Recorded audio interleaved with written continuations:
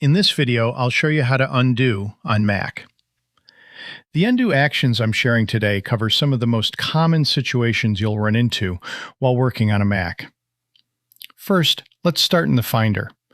For example, when you delete a file from Finder and want to undo that action, the shortcut is Command-Z. You can check this by going to the Edit menu, and you'll see the Undo option along with its shortcut, Command-Z. This applies to 99% of the apps you work with. Whether you're typing a document, editing a video, or retouching photos, if you want to reverse your last action, just like Control-Z in the Windows world, on a Mac, it's Command-Z. If you deleted multiple files one after another, you can just press Command-Z multiple times to undo them.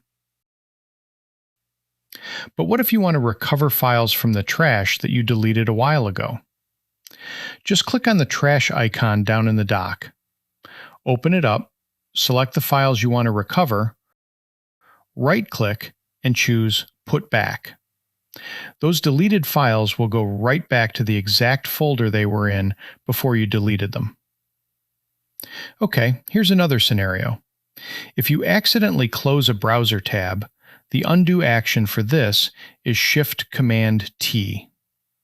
Safari or Google Chrome will immediately reopen the tab you just closed.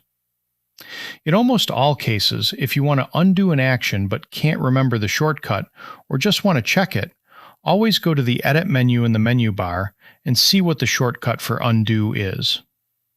You can apply this trick to basically any app you use on your Mac. Thanks for watching the video. See you next time.